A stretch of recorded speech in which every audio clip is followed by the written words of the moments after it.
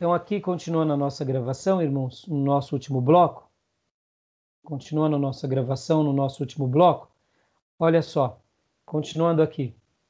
Características da igreja verdadeira. Vamos ler essas frases.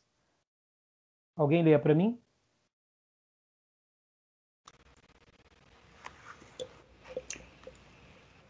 A congregação de santos na qual o evangelho é ensinado corretamente e os sacramentos também são ministrados corretamente. Leia Isso. Desculpa, Confissão de Augsburgo. Leia sacramento como ordenanças, tá bom, irmãos? Sacramentos como ordenanças. Não tem nenhum problema chamar de sacramentos. É que a Igreja Católica usa mais e os históricos usam mais, tá bom? Pode ler a frase de Calvino também, Gil? Onde quer que ouçamos a palavra de Deus puramente pregada e ouvida, e os sacramentos, ou ordenanças, ministrados conforme instruídos por Cristo, ali, e não se deve duvidar, existe uma igreja de Deus. Calvino. Aleluia. Glória a Deus. Ou seja, não importa o tamanho, não importa a forma. Entendeu? Alguma dúvida até aí? Tranquilo? Ok. Vamos lá. Então agora deixa eu trocar de slide, porque agora eu quero usar o slide do nosso querido pastor Perim, o grande professor do nosso seminário. Eu quero trabalhar um pouco com os irmãos sobre essa questão da igreja. Aqui, deixa eu compartilhar.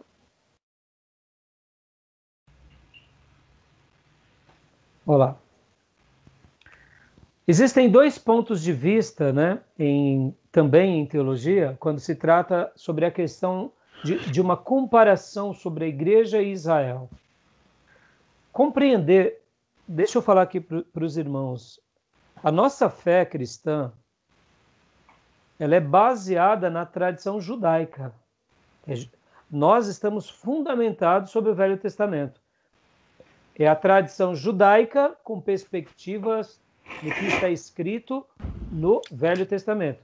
Não é tradição judaica na perspectiva de judaísmo, de tradições rabínicas. Tá bom? Então, quando eu falo que a nossa fé ela está baseada na tradição judaica, eu estou falando, ela está baseada no Velho Testamento. Assim como João Batista cria no Velho Testamento, Jesus e os apóstolos criam no Velho Testamento e conheciam o Velho Testamento. Nós, cristãos, fomos fundamentados na tradição judaica e agora foi lançado o grande fundamento que é Cristo. Por quê? Todo o Velho Testamento apontava para o Emanuel, o Messias, o Salvador. Perfeito? Pode ver que o Novo Testamento já começa falando que ele é a palavra, ou seja, ele é a palavra de Deus. Por que eu estou falando tudo isso, irmãos? Porque muitas vezes a gente tenta separar que cristianismo não tem nada a ver com judaísmo. Não, cristianismo e judaísmo, eles se intercalam, tá bom? Agostinho falava que o Velho Testamento era o botão da rosa e o Novo Testamento é o desabrochar da rosa. É tudo rosa. Mas a gente não pode desconsiderar aquilo. Estão entendendo? Então, olha só que interessante. Voltando a esse ponto. Por que eu estou falando tudo isso? Compreender sobre Israel e o Velho Testamento é importantíssimo para a gente compreender o Novo Testamento e a história da igreja. Quando a gente não compreende o Novo Testamento e a história da igreja, a gente pode cair em alguns erros. Pode ver que a Igreja Católica Apostólica Romana não tem nada a ver com Israel e o Velho Testamento, tem? Pode ver que até o nome Igreja Apostólica Romana, eles até geograficamente pontuam uma localidade. Ora, se a igreja nasce em Israel, se a igreja nasce com os apóstolos, a sede deveria ser em Jerusalém, não em Roma. Se a gente pudesse, assim, classificar como uma terra sagrada. Porque, de fato, Canaã, aos olhos de Deus, é a terra sagrada. Mas por que a Igreja Católica Apostólica Romana foi ser erguida em Roma? Por causa da questão de domínio e poder, de influência. Como que eles iam ter influência num povo lá em Israel? Roma para Israel era só de barco. Então, o que é mais fácil? Você coordenar daqui e daqui você dá as suas deliberações do lado do império político. Então, por que eu estou falando isso, irmãos? Vocês já notaram que tem muitas pessoas que pregam bem no Novo Testamento, mas quando vão para o Velho Testamento fazem uma salada? Falam coisa que não é para falar, misturam tudo. Quer conhecer um pregador exímio? Ele prega muito o Velho Testamento, porque ele sabe fazer uma ponte harmoniosa com as doutrinas da graça. Entendendo? Ele prega o novo e prega muito bem o velho. E tem hora que ele está no novo, ele cita o velho, e tem hora que ele está no velho, ele cita o novo, e ele caminha, porque ele conhece essa história. Então, essas duas teorias sobre Israel e igreja, que a gente vai tratar agora nesse nosso último bloco, compreender dela é muito importante para a gente entender a doutrina da igreja. Porque lembram, Israel era povo, a igreja é povo. Tá entendendo? Israel era nação, a igreja é nação. Israel era um colegiado organizado por tribos, na regência de Deus. A igreja ela é um colegiado de grupos, seja ele de Jerusalém, de Antioquia, seja ele do Egito, seja ele de onde for, conduzida por líderes sobre a regência do Cristo. Percebam, há uma relação muito linda. E quando a gente começa a compreender, isso vai enriquecendo a gente. Israel, quando se dividiu, ele perdeu. A igreja, quando se divide, perde. Olha que fantástico. Pode ver que o projeto de Deus era unificar as tribos. O projeto de Deus é unificar a igreja. Mas o projeto de Deus é unificar com maturidade, com respeito, e não com politicagens. Estão entendendo? Tudo bem até aí? Tranquilo? Vamos prosseguir. O que diz o dispensacionalismo, né? A igreja versus Israel. Vamos olhar primeiro aqui as características do dispensacionalismo, porque é importante vocês terem uma noção sobre isso. Principais teólogos do século XIX são esses aqui citados, né? Darby, Scofield, Schaeffer, né? Do século XX também são esses. Características: clara distinção entre Israel e a igreja. Interpretação mais literal das escrituras. O dispensacionalista, eles vão trabalhar no seguinte, irmão. Israel foi Israel, a igreja é a igreja. Elas não se misturam. Estão entendendo? Estou passando assim, eu quero que vocês leiam o livro. Quem já leu o livro dessas partes? Quem já conseguiu ler? É importante aquilo lá, irmãos, corram na leitura, tá bom? Para que vocês possam compreender melhor os debates. Mas é claro que o Perim, nos seus slides, ele usou outros livros que está na bibliografia, que eu já passei para vocês também. Então, o que acontece? Israel é uma coisa, a igreja é outra coisa. Elas não se misturam, não tem nada a ver. É uma interpretação literal. Já para os que defendem a outra... Aí eles continuam dizendo que o dispensacionalismo tem várias fases. A primeira é da inocência. É a dispensação da inocência, da criação à queda. Da consciência. Da queda de Adão até o dilúvio. A dispensação do governo humano, do dilúvio até o chamado de Abraão. Aí vem a dispensação da promessa, de Abraão até a lei mosaica. Aí vem a dispensação da lei, que é da lei mosaica do Sinai até a morte de Cristo. Dispensação da graça, da morte de Cristo até o arrebatamento. E aí a dispensação do reino, que é da segunda vinda de Cristo até a criação do novo céu e da nova terra. Então, aqui são chamados os nossos irmãos que creem na dispensação. Pastor, é errado falar da dispensação? Claro que não, irmãos. Isso é uma definição teológica. Vários irmãos estudaram e enxergaram isso. Vou antecipar aqui para vocês não ficarem com medo, tá bom? Isso não vai cair na prova, tá bom? Não se preocupe. Isso é bom para vocês saberem. Eu, particularmente, eu uso muitas vezes nas minhas mensagens e estudos, eu falo sobre dispensação. Pastor, o senhor então é dispensacionalista? Irmãos, eu sou um teólogo ávido, eu amo estudar e aprender. Eu acho coerente o dispensacionalismo. Mas eu também acho muito coerente o aliancismo. Para quem defende de forma quase como numa rinha de galo essas correntes, eu sou aquele que fica em cima do muro, entendeu? Eu não tenho problema nenhum de ficar em cima do muro nessas questões. Porque eu acho beleza nesses teólogos que desenvolveram essas leituras. Eu acho belo. Porque eu vejo que há uma clareza. Por exemplo, olha só que interessante, irmãos. Aqui, ó, no 7º, dispensação do reino. Está entendendo o porquê a igreja é arrebatada e aí começa a segunda vinda de Cristo, aí começa o novo céu e a nova terra e o final de todas as coisas? Sabe aquela ideia antiga daquele desenho muito lindo que desenha uma estátua? Eu tenho ele aqui, inclusive eu devo ter ele até digitalizado. Eles são dispensacionalistas. Irmãos, deixa eu falar uma coisa para vocês. Esses irmãos dispensacionalistas, eles são gigantes. Por que eles são gigantes? Porque eles vão fazer teologia um pouco antes da virada do século e principalmente depois das 2 grandes guerras mundiais. Como os nossos irmãos viam aqueles dias? Eles viam que o mundo já estava acabando, irmãos. Então, quando eles estudam igreja e criam essas teorias, é brilhante.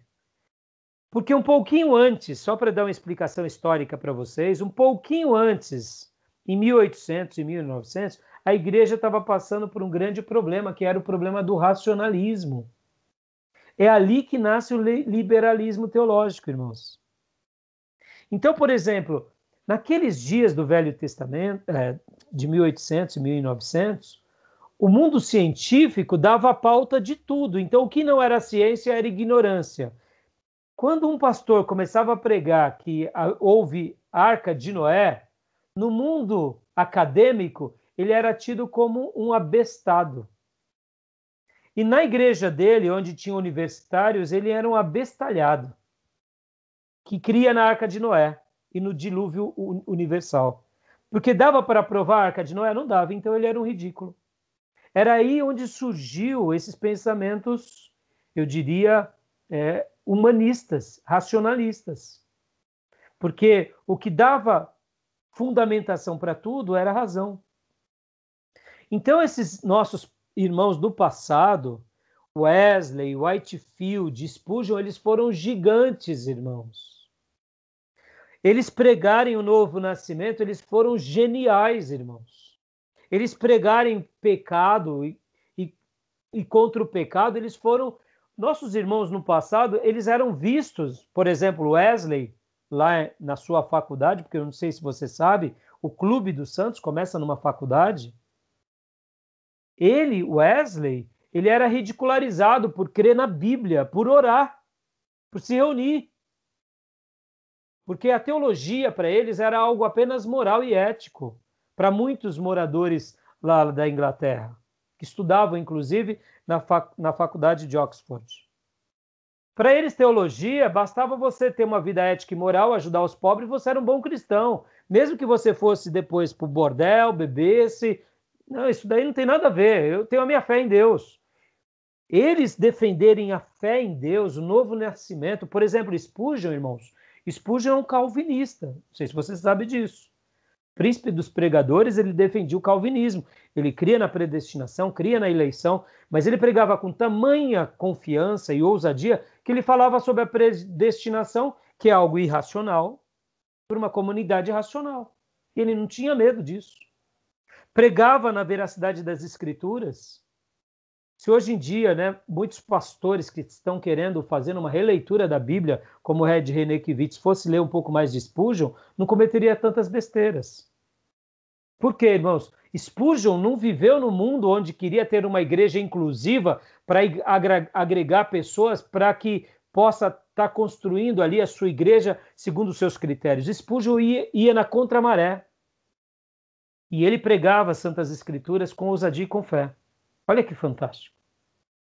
Esses homens foram gigantes, irmãos. Hoje, para nós, por exemplo, falar que Adão viveu, que o paraíso existiu, o mar vermelho abriu, a gente não prega isso com muita ousadia? Nos dias do nosso irmão do passado isso não se pregava. Por quê? Porque era razão. Então, esses irmãos que criam o dispensacionalismo, eles criam aonde? Logo depois dessa corrente imensa de razão. Inclusive, um dos motivos pelos quais há um retorno à Bíblia é porque, depois de tanta investida na razão humana, eles notaram que a razão humana não dava alívio para sua paz, não gerava salvação. E é por essa razão que esses irmãos, que eu diria do final do século XIX para o início do século XX, começam a ter um resgate na Bíblia. E logo depois da Primeira e Segunda Grande Guerra Mundial, havia um medo no ar. Qual era o medo? Que o mundo vai acabar, porque quase acabou com Hitler, por exemplo. Aliás, achavam até que Hitler era um dos anticristos. Se não era o anticristo, que eu creio que não é, era um filhinho mais velho do capeta, né? Porque para fazer o que fez, só pode ter sido o filho de Satanás. Né? Um filhinho de Satanás. Mas, voltando e continuando. Então, esses irmãos que criam essa teologia da dispensação, eles resgatam os ensinos bíblicos e eles fazem essa leitura. Tudo bem até aí? Entenderam um pouco? Eu misturei um pouco de história e tal. Tranquilo? Então vamos prosseguir. Querem falar alguma coisa? Ô pastor, um dos principais pensamentos desses caras aí, os dispensacionalistas, que eles acreditam que há bênçãos específicas que irá se cumprir em Israel, diferentemente da igreja, né? Eu li um pouco sobre esse tema. Exatamente. Isso é coerente? Exatamente, eles pensam assim. E aí eu te pergunto, Dio, eles estão errados? Nem todo, Dio. Dio, o povo judeu é um povo separado por Deus para momentos pontuais, ele é uma nação separada por Deus, não tenha dúvida disso. Agora, disso eles são salvos? Não. Eles têm que ser salvos por causa de Cristo. Mas que é uma nação separada, não tenha dúvida. Eles são especiais? Claro que são especiais. Irmãos, ficaram praticamente quase 2000 anos sem terra, existindo como peregrinos e ciganos espalhados no mundo. Em 1948, voltam como Estado. Essa questão aí do novo Messias que eles estão falando. Vocês viram que sexta-feira houve uma tragédia lá em Israel. Os judeus ortodoxos estão fazendo uma celebração. Irmãos, existe uma questão da novilha vermelha. Isso daí é interessante. Possivelmente vocês vão ouvir falar muito sobre a novilha vermelha. Não dá tempo de a gente entrar nos assuntos. Mas o povo judeu no mundo está tendo um rebuliço. Só um último detalhe, irmãos. O Ari me apresentou aquela guia turístico, né? Fantástico ela, eu não conhecia. Aline, né? Aline, Ari? É isso? Fantástico. Irmãos, eu já tinha ouvido falar muito, lembra, que a gente até numas aulas aqui falou sobre aquela questão que as tribos se perderam, lembra? Aí ela fez, até mandei para vocês, eu falei, olha, irmãos, as tribos se perderam. Mas eu acredito que a questão genética vai trazer luz a tudo isso. Irmãos, o Brasil possivelmente foi colonizado por judeus. Até publiquei para vocês assistirem. Possivelmente muitos de nós somos judeus. Possivelmente nós viemos de uma história judia daqueles judeus que não têm, eu diria, que eram os novos cristãos, tanto da Espanha quanto de Portugal. Talvez a gente seja um dos países que tenha mais judeu no mundo e não saiba disso. Isso tudo vem sido trazendo à tona, irmãos, desde uma professora da USP, que ela tinha alguns acervos na história, e ela começava a fazer essa defesa, ela era até meio ridicularizada. Hoje ela é uma lenda no meio acadêmico, porque com essa questão genética, com essa questão que as pessoas começaram a dar crédito, então a gente vai ter muita surpresa daqui em diante. Quem sabe nós brasileiros e os nossos filhos serão aqueles que estarão entre os 144 mil. Guarda isso, meu irmão, é para arrepiar. Se o teu filho, se o teu filho for um judeu e ele ainda é virgem, se prepara, quem sabe um deles é um dos vocacionados para fazer a grande colheita. Eu não tenho dúvida disso. Quando vai ser? Pode demorar algum tempo. Mas assim, por que eu entrei nesse sentido? Então, os judeus, eles são especiais. Israel tem Israel, Gil e irmãos, ele faz parte do palco para a volta de Jesus. O povo judeu faz parte desse processo. Até mesmo essa aclamação do Messias ou do falso Messias faz parte, está lá em Apocalipse, está nas profecias em Daniel, Zacarias, nos evangelhos, entendeu?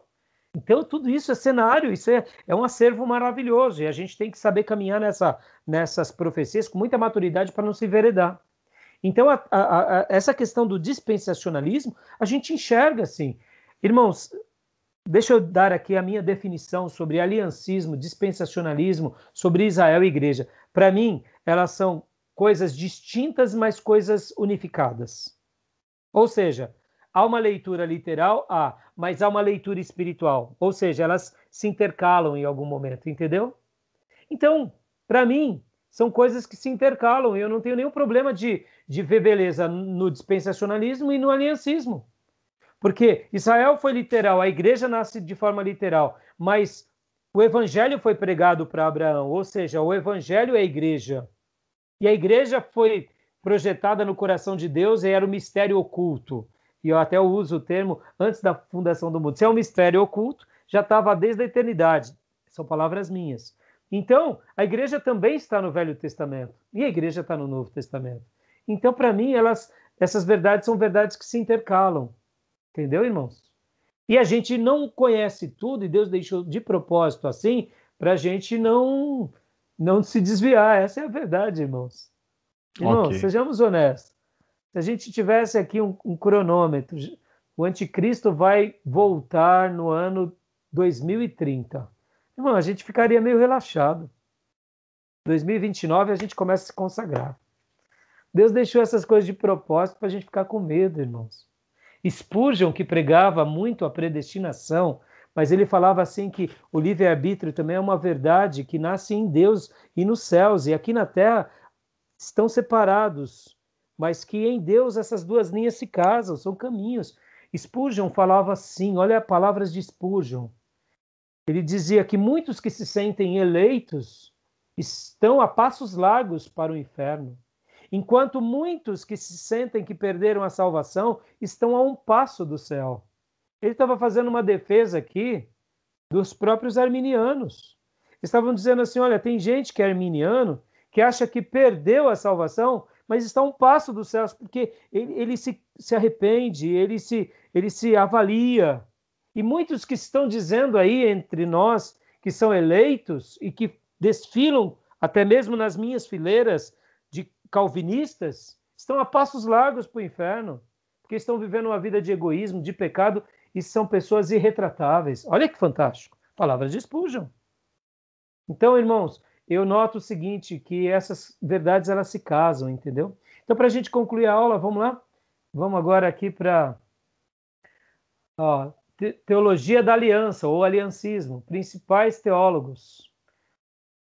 1600. Pode ver que os principais teólogos do dispensacionalismo nascem aqui no século XIX e no XX. E os principais teólogos do aliancismo nascem um pouco antes, 1600, né?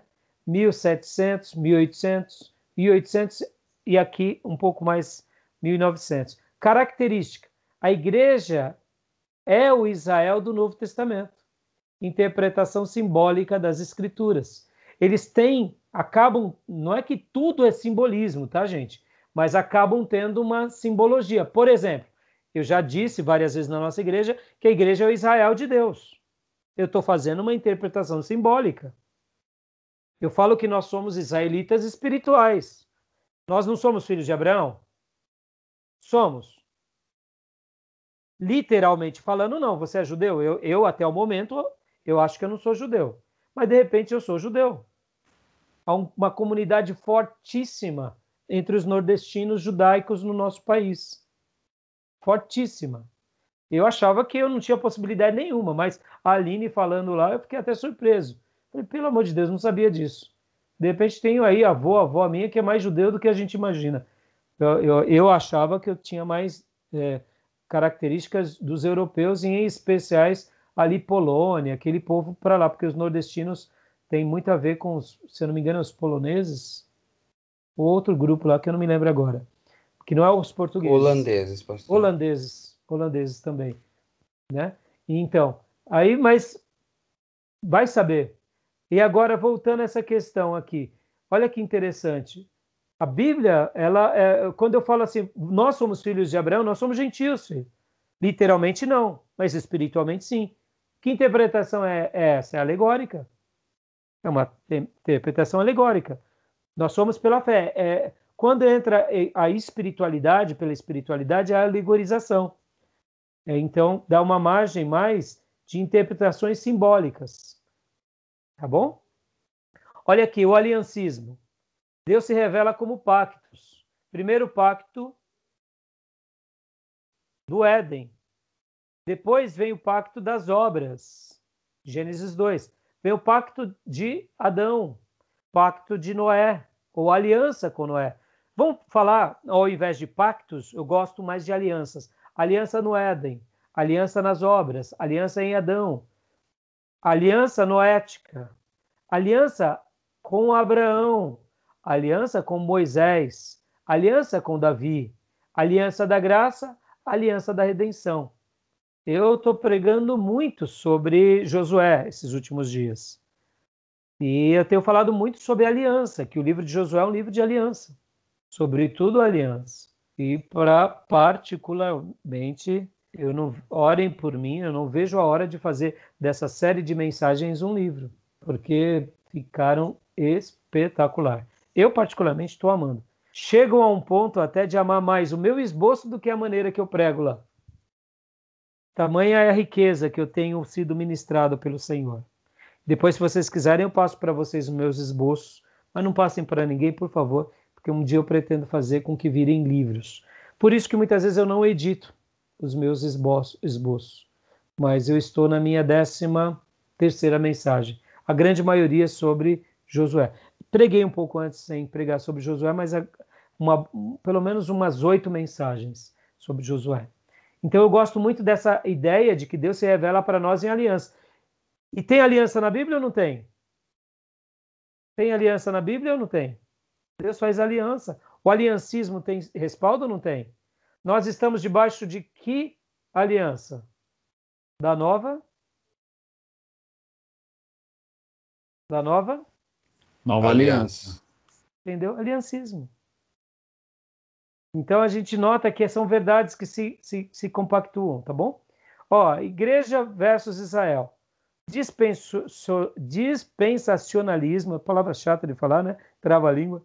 E aliancismo. Povo de Deus, eles vão dizer que são 2 povos, ou seja, Israel e a igreja. E no aliancismo, somente um povo, Israel e a igreja. Ó, qual é a visão aqui, irmãos? A visão no aliancismo não é da igreja invisível? Da igreja invisível. Dispensacionalista está aqui, não está vendo como a igreja local? É a igreja local. Está vendo como que se unem os pensamentos? O início da igreja, dispensacionalismo no Novo Testamento. No aliancismo, é no Antigo Testamento, porque se o evangelho foi pregado a Abraão, então foi lá no Antigo Testamento, tá bom? E aqui para a gente concluir, só para eu aí concluir, irmãos. Olha lá. Resumindo os pontos de vista, a teologia da aliança. A igreja substitui Israel, portanto, as raízes da igreja estão em Israel. Dispensacionalismo progressivo. Ambos são distintos funcionalmente, iguais no estado futuro. Dispensacionalismo clássico. A igreja e Israel são 2 grupos distintos no plano completo de Deus. Ultradispensacionalismo. A igreja foi estabelecida após o dia de Pentecostes. Não foi nem Jesus quem estabeleceu a igreja. Foi depois do Pentecostes. Sabia que tem essa discussão? Só para a gente pontuar. Sabia que tem essa discussão? Quem cria a igreja? É Jesus ou os apóstolos? Tem uma discussão teológica, irmãos. Irmão, fazer teologia no vínculo do Espírito é uma delícia. Fazer teologia e pôr uma bazuca e matar o irmão com a bazuca teológica é uma desgraça. Cuidado, tá? Tem gente que se mata e se galfinha, igreja que se divide por causa disso, entendeu? Uns falam que quem cria a igreja é Jesus, aí os outros falam, não, Jesus criou a igreja invisível. A igreja real foi os apóstolos. Brigar por isso, irmãos. Dá para entender? É coisa do cão ou não é? É coisa do cão. Então, para a gente concluir aqui, a igreja e o reino, né? O reino de Deus, a gente vê, primeiramente o governo dinâmico ou o domínio real de Deus, LED, a quem e além, universo criado, seres espirituais e carnais, extrapola tudo, vaza tudo. No sentido assim, a igreja e o reino de Deus está muito mais além do que a gente possa imaginar. A igreja e o reino de Deus. A igreja e o reino de Deus. A igreja não é o reino cria a igreja testemunha o reino, a igreja é detentora do reino, a igreja é instrumento do reino. O nosso querido pastor, professor Tiago Perim, não colocou que a igreja ela é guardiã do reino, ela colocou que é instrumento. Perceba, cada teólogo faz a sua definição. Irmãos, eu vou dizer aquele é o melhor, aquele eu não gosto tanto, mas são linhas bonitas, né? Continuando aqui, metáforas da igreja a gente já viu, corpo de Cristo é orgânica, edifício de Deus é construção, lavoura de Deus é crescimento, rebanho de Deus é cuidado pastoral, olha que fantástico, família de Deus é filiação, é unidade, noiva de Cristo é expectativa escatológica. Olha aqui, se você unir esse slide do Perim com aquele outro do Gruden, a gente falou sobre as metáforas, dá para pregar umas 5 mensagens ou não dá? Olha que delícia. Dá uns estudos para a igreja ou não dá? A origem da igreja. A igreja foi ordenada por Deus desde a eternidade, Efésios 1:4. O Antigo Testamento faz preparativos para a igreja, plenitude dos tempos, Gálatas 4:4 e 5. Tempo vindouro de bênçãos para os gentios, ou seja, aqui já havia profecias sobre a igreja. Novo concerto, tá bom? A igreja foi estabelecida no dia de Pentecostes, a igreja era um mistério não conhecido nos tempos do Antigo Testamento. Cristo prediz que a igreja seria uma instituição futura ao seu tempo. A igreja foi edificada sobre Cristo e sobre os fundamentos dos apóstolos. Vamos para aqui, irmãos, bases teológicas para a igreja, para a origem da igreja. Porque aí, senão, irmãos, senão a gente não vai parar aqui. Olha, tem bastante. Dá para a gente ler esses slides finais aqui, irmãos? Vocês conseguem? Podemos ler só esses slides finais? Para a gente concluir? Para a gente parar no propósito da igreja? E aí? Pode? Então vamos lá, mais uns minutinhos. Por mim, ok, pastor. Os irmãos não vão pegar a condução, né, irmãos? Vamos lá, onde eu parei? Aqui. Base teológica para a origem da igreja. A origem da igreja está enraizada na natureza de Deus. Olha que fantástico. E em seus atributos. Bases na eternidade, na imutabilidade, na onisciência, na onibenevolência, na onissapiência e na soberania. Olha os fundamentos que o nosso querido professor Tiago Perim coloca.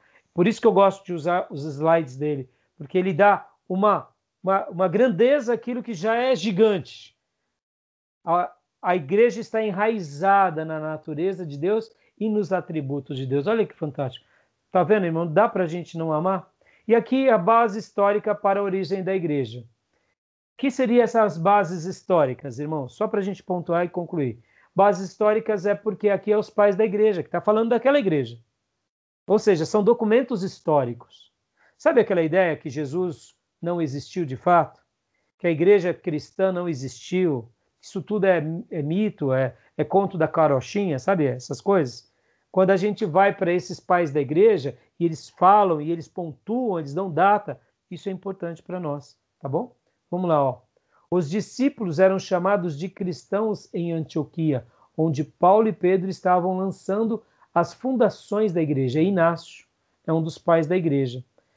Não sabe quando ele nasceu, mas ele morreu no ano 110. Ele é um dos pais da igreja nesse período. Aqui, ó, Irineu diz: a igreja, embora dispersa pelo mundo inteiro, até mesmo aos confins da terra, recebeu essa fé dos apóstolos e de seus discípulos. Irineu, 1125 a 202. Por que ele está falando aqui de dispersão? Porque ele viveu aquele período em que os imperadores romanos, por várias vezes, perseguiam a igreja. Mas mesmo assim ela estava viva. O que mais? Vamos ver aqui. Aqui, Tertuliano, 155 a 225. Portanto, as igrejas, ainda que sejam muitas e tão grandes, compreendem uma única igreja primitiva, fundada pelos apóstolos, da qual todos eles se originam. Tertuliano, mostrando mais uma vez essa fundamentação. E aqui Cipriano de Cartago, não tem a data de quando ele nasceu, mas de quando ele morreu, 248. Extra ecclesiam nulla salus. Fora da igreja não há salvação. Olha que frase forte é essa. Por que ele falava fora da igreja não há salvação? Porque se você quer conhecer o caminho de Deus, você tem que estar onde? Na igreja. Pense vocês, irmãos, se vocês não estivessem conhecido um evangelista, um pastor, tivessem sido evangelizados, será que estaríamos salvos agora? Pelo poder de Deus, sim, mas percebam que na Idade Média muitos não se afastaram e não se perderam? E por que muitos hoje têm se achegado? Então é dentro da igreja que a gente ensina.